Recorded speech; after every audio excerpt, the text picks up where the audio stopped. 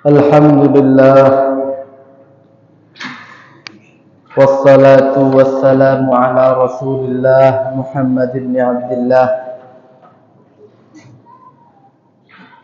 wa ala alihi wa ashabihi wa man walah.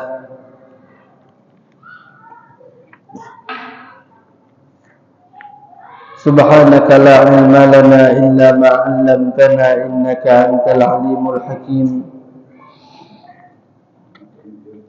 وتب علينا إنك أنت التواب الرحيم بربي قيامي لا بنفسي ولا السوى فشكري له سبحانه وثنائي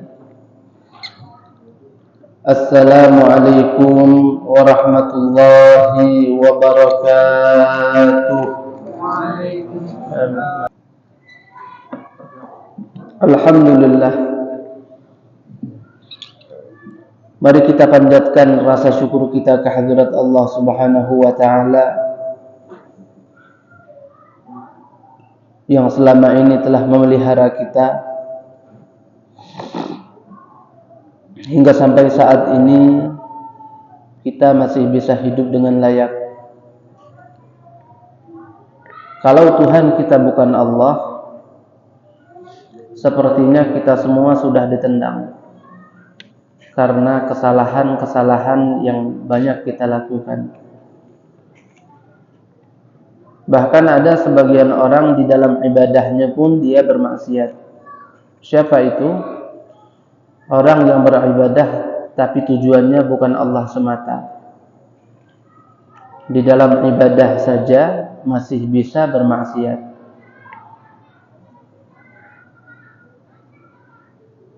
Tapi karena Tuhan kita adalah Allah Subhanahu wa ta'ala yang Maha Rahman, yang Maha Rahim, yang Maha Pengasih dan Maha Penyayang, maka kita masih dibiarkan olehnya untuk hidup dalam keadaan yang alhamdulillah masih dilimpahi dengan berbagai macam nikmat.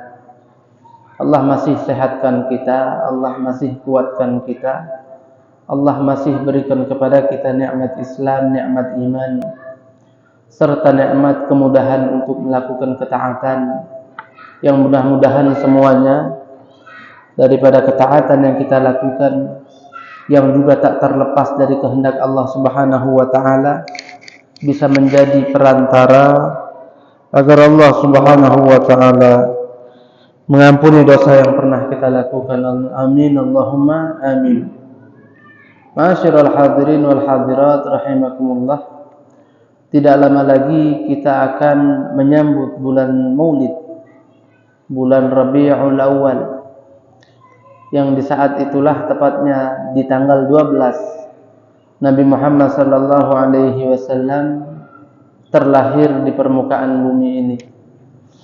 Itulah masa-masa terhebat dan termulia sepanjang masa. Khairul quruni qarni thumma alladhina yalunahum thumma alladhina yalunahum. Rasulullah sallallahu alaihi wasallam bersabda, masa terbaik adalah masanya aku. Kemudian setelahnya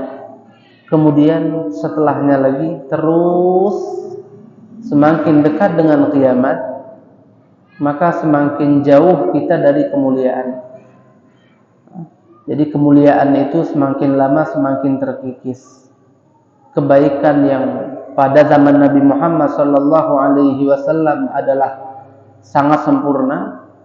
Sepeninggalnya beliau, kebaikan dan keberkahannya mulai berkurang sedikit demi sedikit, dan sekarang kita sudah 1400 tahun lebih dari masanya Rasulullah sallallahu alaihi wasallam. Artinya sepertinya kita sudah cukup jauh bergeser dari kebaikan yang ada pada zamannya beliau. Ya boleh kita bandingkan. Nah, kalau di zaman itu semua orang menggunakan logikanya dengan benar, semua orang yang tidak berilmu pun tetap menjalani ilmu yang diajarkan kepada mereka, apalagi mereka yang memang benar-benar berilmu, yang di masa itu para wanitanya sungguh sangat tahu malu. Pada masa itu semua wanitanya tutup mereka punya aurat. Kalau sekarang jauh betul. Iya. Kalau zaman kita nih Pak, bolehlah kita sebut fenomena yang ado bela. Contoh. Ada orang menikah, tapi sebelum menikah dia tidak sempat memacari calon istrinya. Kalau ada yang seperti itu, orang akan salut. Bukan salut kagum, bangga, bukan. Kok bisa? Kamu nikah sama istri itu tidak pernah pacaran sebelumnya. Lah, kok bisa cak beli kucing dalam karung? Lah, malah dikatoi. Padahal lah itu yang benar. Memang pacaran itu ajaran siapa? Nabi Muhammad menikahi Sayyidatuna Khadijatul Kubra, apa pacaran sebelumnya? Sayyiduna Ali bin Abi Thalib menikahi putri Nabi Muhammad, apa pacaran? Sayyidina Utsman bin Affan menikahi dua putri Rasulullah, Sayyidatuna Zainab, setelah Sayyidah Zainab meninggal, menikah lagi dengan putri Nabi Muhammad yang bernama Ummu Kulsum. Apa pacaran sebelumnya? Tidak ada. Tidak ada pacaran sebelum menikah itu. Cak mana nak tahunya? Gimana mau kenalnya?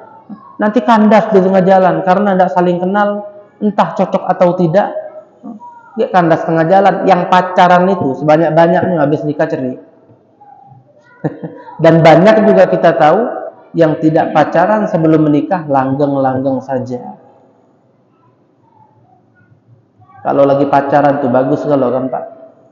Iya. Jadi pacaran itu bukan solusi untuk kita menguliti sifat asli calonnya kita. Tidak bakal ketahuan aslinya. Semasa pacaran pokoknya paling bagus dialah. Lebih anehnya lagi orang tuanya pula nganjurkan. Oi, lajulah kamu. Si Budi itulah datang. Cepatlah berais berdandan. Rapi-rapi, mandi. Pakai deodoran, pakai parfum. Cantik-cantik. Jangan malukan bapak. Cepatlah. Diolah nunggu. Ya Allah. Kalau boleh kita nasihati itu anak. Bapak kamu buang deh, cari bapak lain. Kasar Pak omongan ini Pak. Memang omongan ini kasar. Tapi ya gimana? Orang tua nganjurkan anaknya, bahkan nyuruh anaknya pacaran, dibawa laki-laki yang bukan mahram entah kemana. Apa yang mereka lakukan tidak tahu. Yang nyuruh orang tuanya, ya salam. Tidak ada lagi rasa cemburu. Ini zaman kita ini sekarang nih, al-an, sekarang. Nah, itu fenomena itu. Orang menikah tanpa didahului pacaran sebelumnya, aneh menurut orang. Bahkan apa? Kayak beli kucing dalam karung. Mana ceritanya kamu nih? Cari tahu dulu. Cak mano pacaran dulu lah harus biar tahu. Untuk mengetahui sifat calonnya kita itu, ya bukan kita lah yang punya tugas. Kita punya saudari wanita, kita punya ibu wanita, mereka yang cari tahu. Bukan lewat pacaran. Kalau pacaran itu palsu semua. Begitu, cari tahu dengan teman-temannya seperti apa akhlaknya, matre atau tidak, tanggung jawab atau tidak, rajin atau tidak, pinter atau tidak. Begitu. Nah, jadi zaman kita ya seperti inilah. Artinya pergeserannya yang memang lambat tapi pasti sudah 1400 tahun lebih sampai saat ini sudah sangat jauh sekali dari apa yang dulu diterapkan di zamannya Rasulullah Sallallahu Alaihi Wasallam. Sampai itulah tadi ada yang ikut cara Nabi dianggap oleh orang aneh. Nabi sudah bilang, tidak heran kita. Bada'a hadzal dinu ghariban wa sayaudu ghariba fatuba lil ghuraba. Ini agama kita ini, kata Nabi, ketika dirintis awal-awal, dimulai pertama-tama, orang anggap aneh. Nah, nanti akan aneh lagi dianggap. yang menerapkan agama dianggap aneh. Nah, beruntung tapi kata Nabi, mereka yang pada masa itu nanti dianggap aneh gara-gara terapkan agama. Ketemu dengan teman sekolah, kita tidak mau salaman, dianggap sombong. Salaman tidak boleh lah. Batal wudhu, bukan mahram. Kalau dulu masih sekolah SD, mungkin taruh kelas. Sudah berkeluarga masing-masing, minta nomor WA pula, berapa nomor kamu? Buatlah grup. Grup apa? Grup alumni, biar nanti bisa reuni. Kumpul lanang betino. Sudah berkeluarga masing-masing. Bangsa ada yang pernah pacaran dulu, sisip CLBK. Cinta lama bersemi kembali. Oke, lakinya di rumah. Siapa suruh? Itu tidak benar itu. Jadi kalau yang sama laki-laki tidak apa-apa. Tapi kalau sudah campur laki-laki perempuan, apalagi masing-masing sudah berkeluarga, nah itu yang ada pada zaman kita ini. Begitu. Gimana tidak kacau? Masya Allah. Ya, jadi ketemu teman lama, kita laki-laki, dia wanita, tidak kita salami, tidak jabat tangan, dianggap sombong. Padahal syariat. Makanya kita dianggap aneh kalau kita terapkan agama. Tapi tidak apa-apa, kata Nabi, beruntung. Masyarul hadirin rahimakumullah. Jadi kalau bisa kita menjadi orang yang tidak terlalu jauh diseret oleh zaman. Makanya kita duduk di majelis ta'lim, belajar seperti apa ajaran Nabi, bukan ajaran masa kini, bukan adat yang sedang apa istilahnya tuh, yang sudah ada saat ini. Artinya apa yang kata Nabi boleh, silahkan. Yang kata Nabi tidak boleh, walaupun jadi adat istiadat sekarang, tinggalkan. Begitu. Macam-macam Pak. Ini baru beberapa kita sebut, banyak lagi lain-lain. Ada lagi ibu-ibu senam Pak, pagi-pagi minggu. Malah kadang-kadang pakai halaman masjid. Yang dipakai apa? Baju ketat. Ibu-ibu semua. Senam pucu-pucu. Begitu kan? Auratnya tidak tertutup full. Jadi wah dahsyat, tidak tahu mau komen apa. Subhanallah. Fatuba lil ghuraba. Ma'asyiral hadirin rahimakumullah. Kalau mau kita bahas satu-satu panjang ceritanya. Jadi intinya, ayo kita selamatkan diri kita, istri kita, anak kita, saudari kita, keluarga kita. Yang bisa kita selamatkan, ya selamatkan. Kita bukan anggap diri kita suci, bukan kita anggap diri kita bersih, bukan. Tapi tetap yang salah tidak boleh kita katakan benar, yang benar tidak boleh kita anggap aneh. Biar apa? Biar Nabi bangga sama kita, biar Nabi tidak sakit lihat kelakuan kita. Bahkan kalau bisa bahagia. Amin ya rabbal alamin. Sebab di akhirat yang kita harap beliau, yang kita harap, nomor satu tuh harapan kita Nabi Muhammad sallallahu alaihi wasallam. Maka kalau kita pegang teguh ajarannya dan kita lestarikan, beliau akan dengan senang hati membantu kita di saat itu nanti. Amin ya rabbal alamin. Masyarul hadirin rahimakumullah. Sedikit kita lanjutkan lagi masalah fadlu tilawatil Quran. Fadilah membaca Al-Quran. Al-Quran ini adalah firman-Nya Allah Subhanahu wa taala. Perkataan-perkataan Allah. Kalau kita resapi makna ini, maka kita akan peluk Al-Quran sambil menangis. Ya Allah, hadza kalam Rabbi, hadza kalam Rabbi. Ini ucapan Tuhanku, ini ucapan Tuhanku. Ada sebagian sahabat Nabi pegang mushaf, didekap di dadanya. Hadza kalam Rabbi, hadza kalam Rabbi. Ini adalah firman Tuhanku, ini firman Tuhanku, sampai pingsan. Terlalu atau saking beliau meresapi makna firman Tuhanku. Sangat sakral. Tak bisa diukirkan dengan kata-kata kesakralannya. Alhamdulillah, Allah jaga. Wa inna lahu lahafidun, kata Allah. Selalu Al-Quran itu dijaga oleh Allah Subhanahu wa ta'ala dengan perantara para penghafal Al-Quranul Karim. Alhamdulillah.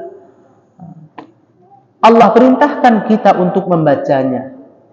Saking Allah itu menganjurkan, itu perintah, itu amalan, itu ibadah, yaitu membaca Al-Quran. Sakingnya tadi, pahalanya Allah beri seroyal-royalnya.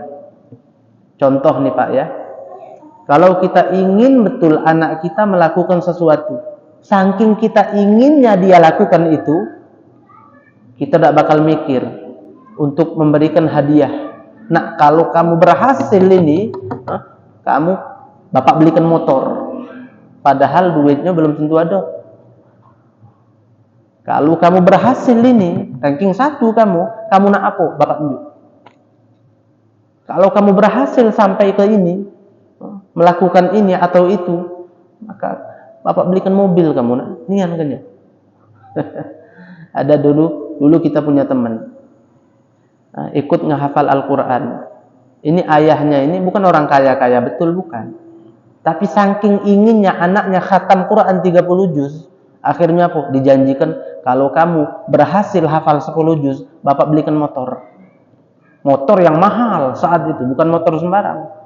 Artinya apa? Saking itu Bapak ingin betul anaknya hafal Quran. Bukan orang kaya betul, tapi tidak apa-apa keluar duit besar, yang penting anaknya menggapai apa yang dia harap. Nah, Allah pun begitu. Saking Allah itu ingin, sangat menganjurkan kita membaca Al-Quran. Ayo, satu huruf saja kamu baca, 10 pahalanya. Sehuruf, bukan sekalimat. Satu huruf, 10. Tidak ada wong ngaji Quran sehuruf tuh. Paling pendek apa? Yasin, paling pendek. Bukan surah Yasin, Yasinnya itu nah. Yasin. Nah, itu saja 2 huruf. Itu paling pendek itu. Qaf, oh iya, paling pendek ada ya. Ai kalah kita. Nun. Nah, itu 1 huruf, nun, 10 pahala. Tapi ya qaf nun tuh bismillah dulu. Itu kan awal surah. Pasti bismillah dibaca dulu. Bismillahirrahmanirrahim sudah 19. 190 huruf. Royal betul jadi. Subhanallah ya. Artinya Allah sangat menganjurkan kita untuk membaca Al-Quranul Karim. Nah, tapi Al-Quran itu bukan hanya sekedar bacaan saja, bukan. Kita baca agar kita pahami. Kita pahami agar kita terapkan dalam kehidupan sehari-hari. Nah, itu adalah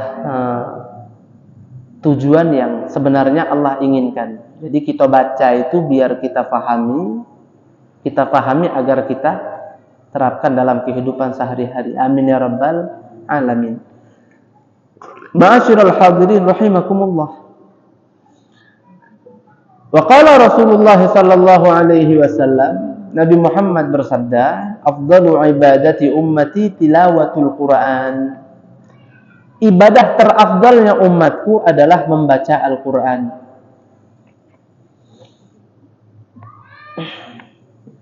Duduk 10 menit kita gunakan untuk membaca Al-Quran, itu bisa mungkin insya Allah kalau kita bacanya tidak bisa cepat, ya paling tidak dapat 1 lembar. 1 lembar itu ratusan huruf sudah. Sudah sampai ratusan huruf. Pahalanya berapa? Kalau kita gunakan 10 menit untuk ngobrol, tidak sempat bahas apa-apa. Paling baru nanya apa kabar. Cito sana, cito sini. Pertanyaan kedua belum, lah habis 10 menit. Apalagi kalau kita gunakan untuk scroll media sosial, 10 menit. Paling berapa video cuman. Kalau lihat YouTube, lihat apa itu? Ada yang video satunya 15 menit. Lihat medsos ini. Banyak orang satu hari tidak kurang dari 4 jam. Tatapkan matanya ke layar handphone. Apa yang dilihat? WhatsApp. Penting nih apa? Enggak. Kadang-kadang sudah secara spontan saja karena sudah terlalu sering duduk, tiba-tiba refleks yang dibuka WhatsApp, ada apa kati? Banyak hijau-hijau pesan tapi grup galau. Tidak ada yang telepon, tidak ada tujuan yang memang ingin dia lakukan, tidak ada, iseng saja. Sampai 1 hari bisa 4 jam. Tidak dapat pahala dari situ. Sia-sia begitu saja. Kalau 4 jam itu separuhnya saja 2 jam digunakan untuk baca Quran, wah luar biasa. Bayangkan betapa bahagia nanti kita kalau sudah mati. Ngapa? Per hari jatah lihat WhatsApp, jatah lihat YouTube, jatah lihat Facebook, 2 jamnya dialihkan untuk baca Quran. Oh, nanti udah mati bahagia. Alhamdulillah aku lakukan itu. Kalau tidak nangis. Kalau nangis di dunia masih bisa kita merubah nasib. Kalau sudah nangisnya di dalam kubur selesai. Nangis seorang diri tapi tetap tak ada yang bisa dirubah. Yang sudah lewat berlalu, tidak akan pernah berulang kembali. Terkhusus baca Quran ini pegang betul. Pernah kita sampaikan di sini kalau tidak salah ya, kalau bisa kita itu 1 hari 1 juz. Kalau tidak bisa 1 hari 1 juz, berarti kita bisalah dikategorikan sebagai orang malas. Sebab 1 juz, kalau Al-Quran standar Madinah itu 10 lembar. Bagi saja 5 kali sholat, 2 lembar subuh, 2 lembar zuhur, 2 lembar maghrib, isya pun begitu, asar sama, 1 juz. 1 bulan sekali khatam. Sangat mudah itu. Sangat mudah. Kalau tidak mampu, tidak sanggup, alangkah besar setannya kita. Sudah khatam 30 juz. Anak kita, istri kita ajak kumpul. Nak, adik, istriku, aku khatam Quran. Yuk kita baca doa khatam bersama setiap bulan. Itu bukan lagi nasihat itu. Itu adalah apa? Amalan yang kita lakukan yang sangat akan membekas di dalam hati istri dan anak kita. Apalagi nanti kalau kita sudah meninggal, ingatnya dulu bapak setiap bulan. Kalau sudah akhir bulan Hijriyah itu, akhir bulan Arab, ceto kami dikumpulkan khataman Quran. Setiap bulan. Membekas, teringat mereka. Syukur-syukur dan kemungkinan besar memang mereka pun akan niru. Boleh dibelikan makanan apa biar sedikit lebih asik kan duduknya, habis itu makan-makan. Luar biasa. Di dalam rumah kita itu. Tidak perlu panitia ngebentuk. Ayo kita khataman bersama. Rumah kita dulu. Kalau kita bisa terapkan itu di rumah kita. Rumah kita rumah paling religius komplek ini. Iya. Begitu. Jadi tidak perlu nasihat. Nak, banyak-banyak ngaji ya. Istri kita. Dek, banyak-banyak ngaji. Tidak perlu sudah. Cukup lihat kita itu lebih membekas di hati mereka. Masya Allah. Al-Quran ini penyelamat. Afdalu ibadati ummati tilawatul Quran. Makanya Nabi bilang, ibadah paling afdalnya umatku adalah membaca Al-Quranul Karim. Masya Allah. Ma'asyiral hadirin rahimakumullah. 1 huruf 10 pahala. Pernah kita bawakan kisah orang yang baca Quran di atas rumahnya, di samping jendela itu. Yang dia baca surah Thaha. Thaha ma anzalna 'alaikal Qur'ana litashqa illa tadhkiratan liman yakhsha tanzilan mimman khalaqal arda was samawati al-'ula. Rumahnya di samping jalan. Tiba-tiba ada 1 orang lewat. Dikeraskan suaranya. Ar-Rahmanu 'alal 'arsy istawa. Lahu ma fis samawati wa ma fil ardi wa ma bainahuma wa ma tahta ath-thara. Wa in tajhar bil qawli fa innahu ya'lamu as-sirra wa akhfa. Orangnya berlalu sudah jauh, kembali lagi suaranya seperti biasa sebelumnya tadi. Tidak lagi dikeraskan. Terus dia baca itu Al-Quran sampai dia didatangi oleh rasa ngantuk dia, tidur sebentar. Bakso Palembangnya terkeliap. Tertidur sejenak, tapi bisa mimpi. Sempat mimpi. Apa yang dia lihat di dalam mimpinya? Dia bermimpi seakan-akan kiamat terjadi. Dan diserahkan kepadanya sebuah buku, catatan amal. Dia lihat di situ tertulis surah Thaha. Yang sebenarnya di alam nyata sedang dia baca. Ajaibnya, di bawah tiap-tiap huruf surah Thaha yang tertulis di buku amalnya itu ada angka 10. Thaha, bawah huruf Tha, angka 10. Ha, angka 10. Ma anzalna 'alaikal Qur'ana litashqa, ayat keduanya tiap-tiap hurufnya di bawah 10, 10, 10, 10. Itu pahalanya itu. Dari Ar-Rahmanu 'alal 'arsy istawa lahu ma fis samawati, beberapa ayat kosong. Tidak ada angka 10 di bawahnya. Ditanyakan kepada malaikat di situ. Malaikat, aku baca ini surah full. Semua ayat ini tadi ku baca, tapi beberapa ayat ini kenapa tidak ada pahalanya? Kata malaikat, kan kamu baca bukan karena Allah. Kamu angkat suaramu lebih agar orang yang lewat di depan rumahmu dengar. Nah, kamu tuh mau kasih tahu dia kalau kamu tuh ngaji di rumah. Kamu tuh mau kasih tahu dia bahwasanya kamu tuh di rumah ngaji Quran, ibadah. Tidak boleh apa-apa, kata malaikat. Nah, yang kita ingin petik dari sini apa? Shadaqa Rasulullah sallallahu alaihi wasallam. Sungguh benar Rasulullah sallallahu alaihi wasallam yang mengatakan, satu huruf dari bacaan Al-Quran ganjarannya 10 pahala. Alhamdulillah.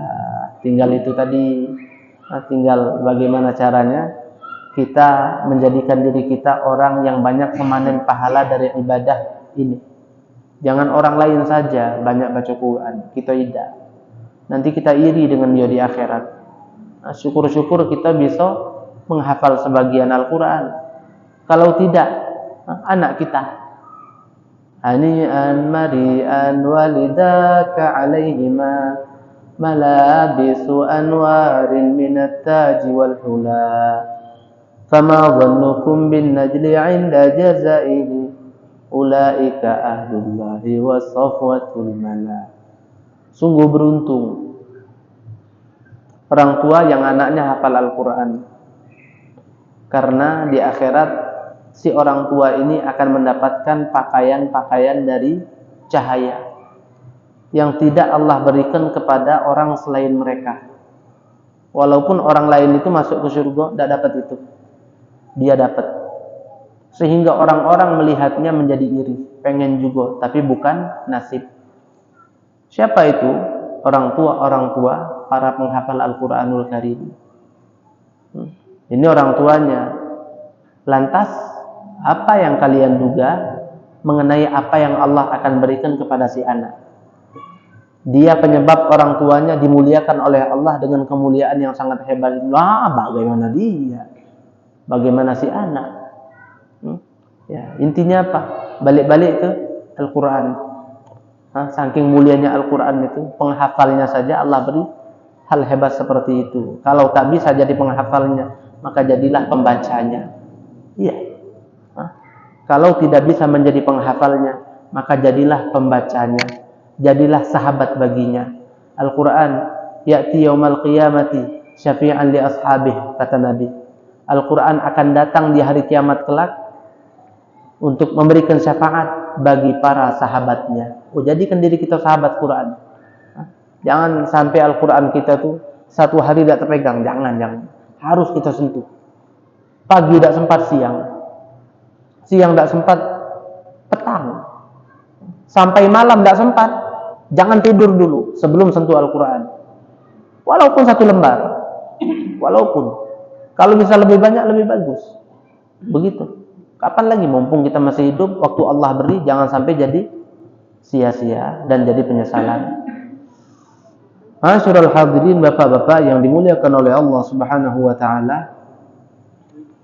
Sayyidina Ali bin Abi Thalib radhiyallahu taala anhu, itu beliau pernah berkata, beliau ini nunjuk kita resep baca Quran biar pahalanya lebih hebat lagi.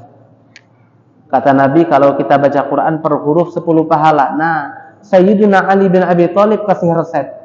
Kalau mau baca Qurannya pahalanya lebih hebat dari itu, ada caranya. Tahu dari mana Sayyidina Ali masalah pahala? Kok bisa tahu? Kan beliau itu bukan orang yang dapat wahyu. Kalau ada hadis semacam ini, kalau ada riwayat dari sahabat yang isinya seperti ini mengenai pahala, mengenai ancaman di akhirat, itu tidak mungkin mereka membuat-buat.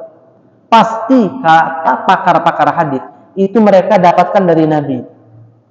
Cuman karena mungkin mereka lupa lafadznya seperti apa, sehingga mereka sebutkan dengan cara penyampaian mereka sendiri.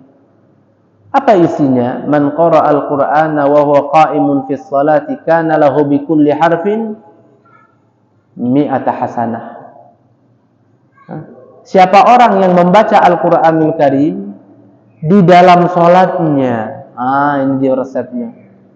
Baca Quran di dalam salat, maka dia akan mendapatkan pahala dari tiap-tiap hurufnya sebanyak 100 pahala. Bukan 10, tapi 10 kali lipat lagi. Bagus tuh. Kalau bisa kita terapkan. Alhamdulillah sekarang ada Quran imam. Boleh kita beli Quran imam tuh, walaupun kita tidak mau jadi imam. Tidak ditaruh di masjid, tapi di rumah. Biar apa? Biar bisa kita buka yang besar itu kan. Ada leher tingginya. Buka depan ini tempat sholat kita. Kalau bisa di rumah tuh ada mihrab. Mihrab itu khusus tempat kita sholat, selalu di situ. Nah, Qurannya taruh di depan, baca. Atau ada Quran kecil, Quran saku. Ambil dari saku, yang penting gerakannya jangan sampai 3 kali berturut-turut. Ambil, buka halaman berapa, baca. Selesai, masukkan lagi ke saku, masukkan. Jangan dibawa sujud, saat tangan napak ke tanah, ikut juga Qurannya ke tanah, tidak boleh. Nah, masalah ini juga penting kita ingatkan. Ada sebagian orang kalau ikut yasinan, tahlilan, itu ada apa? Buku yasin. Luar biasa baca yasin tuh. Masya Allah. Tapi yasinnya kelar, buku yasinnya ditaruh di lantai. Itu tidak boleh. Itu tidak boleh. Nah, samalah kalau kita misal mau membaca Al-Quran di dalam sholat, menggunakan Quran saku, bagus. Tapi ingat, ketika sujud, masukkan dulu lagi ke dalam saku atas kita. Jangan dibawa sujud, Qurannya masih di tangan. Kenapa? Tangan kita mau ditaruh di lantai. Jangan Qurannya ikut juga ke lantai nanti. Haram hukumnya. Tidak boleh. Jadi subhanallah, ini resep dari beliau. Kalau kita ingin melipat gandakan lagi pahala yang bisa kita dapat dari bacaan Al-Quran. Kapan kita baca? Saat sholat. Apalagi baca Qurannya di dalam sholat sebelum subuh. Wah, paling hebat itu. Baca Quran di dalam sholat, sholatnya tahajud sebelum subuh. Allahu Akbar itu. Inna Quran al-fajri kana mashhuda, kata Allah. Bacaan Al-Quran di waktu fajar itu disaksikan. Itu lebih sakral. Paling sakral itu sudah. Baca Quran di dalam sholat, sholatnya tahajud sebelum subuh. Luar biasa. Mudah-mudahan Allah beri kepada kita kenikmatan tersebut. Amin ya rabbal alamin.